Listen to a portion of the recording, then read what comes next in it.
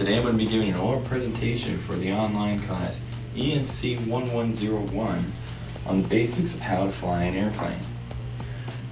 We're going to be discussing how the controls inside an airplane are going to affect the aircraft, how to operate each one to get the desired performance, such as climbing, descending, turning, or just holding straight and level. And then we're also going to be talking about taking off and landing, thus fulfilling all the basics you would need to know to actually crawl on an airplane and fly it around. Okay, so the first thing we need to discuss is the controls in an airplane and how we're going to get it to do what we want. When you first crawl into a cockpit, you might notice that there's something that resembles a steering wheel in front of you sitting in the seat. This in aircrafts is called a control yoke, and it's the primary device we use to get the airplane to do what we would like. Now, although it might look very much like a steering wheel, it's not going to quite work like one. You cannot just take this control yoke and move it to the left and expect the plane to turn to the left like it does in a car. Instead, when you move the control yoke to the left, you're actually going to be rolling the aircraft to the left, and thus, with the opposite, if you turn it to the right, it's going to roll to the right.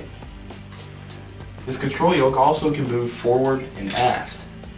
Now, if you move it aft, the airplane is going to start pitching up, and if you have your power in, we'll actually go into a climb. If you press this control yoke forward, the aircraft will pitch down, and then actually be going into a descent. You also have your throttle levels, obviously, which are going to control your power. They're not on the floor like most of us would expect them to be in a car, but on a power quadrant. And on the floor, there are two pedals, which are called our rudder pedals, which operate the rudder of the aircraft. This also is what we use to steer instead of the control yoke when we're on the ground. If you want to go to the left on the ground, you have to actually press the left rudder pedal, and that'll turn the nose wheel to get the aircraft to turn like it does in your car. So it's the opposite. If you press the right rudder pedal, it will turn to the right on the ground. These, however, are more complex items other than steering on the ground when used in the air to help coordinate turns and to help correct for crosswinds during landings.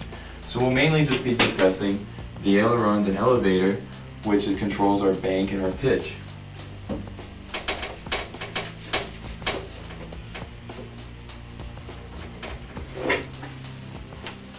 Now that we know the general controls inside an aircraft, let's talk about how to operate them to get the desired performance that we would like out of an airplane. So if we would like to go into a turn to the left, we would initially roll the ailerons to the left, which is done by our control yoke, which will cause the airplane to bank. Now, to get it to turn, we're going to have to pitch back, causing a pitching up motion, which helps pull the nose of the aircraft to the left. The opposite would go to the right. Now, if we just want to go into a climb, we just pitch up with the control yoke, add full power, and then that will start pitching us up into our climb. The opposite holds true for the descent. If we want to take a descent, we take some power out, pitch down with the nose, and that'll put us in a descent. For flying straight and level, you basically put a cruise power setting into your RPM gauge, and then look ahead and pitch for an altitude that'll keep you flying on a heading without climbing or descending. With that said, we'll do the next two basics that you would need to know to fly an airplane, and that's takeoff and landing. When we're taking off onto a runway,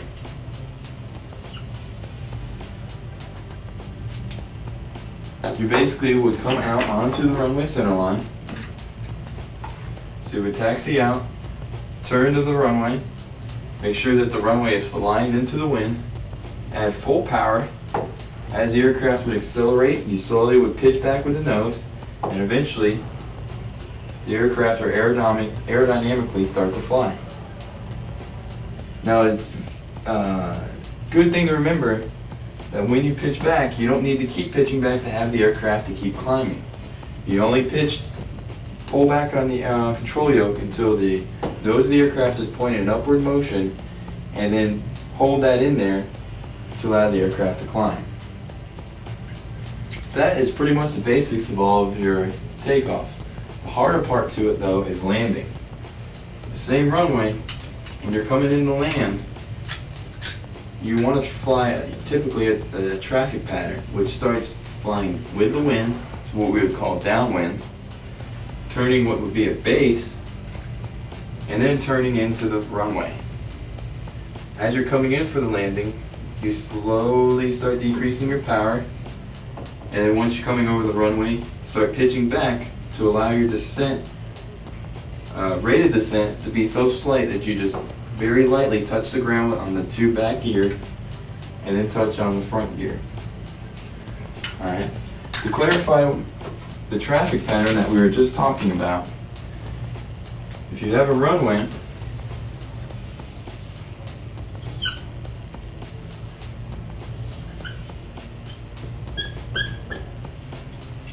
and your wind is coming down the runway in this direction, and we always want to land into the wind, what you initially want to do is fly downwind with it. Is what we call downwind. And then once your beam, your landing point, is where we will start our descent, turn what we would call base, which is where we're coming from downwind and transitioning back into the wind. And then as we come around back into the wind is what we would call final. It is the final part of our pattern before we do our landing onto the runway. Now all of this is easier said than done, but these are basically the basics that you would need to get around and fly an airplane. I hope you've enjoyed my presentation, and I thank you for watching.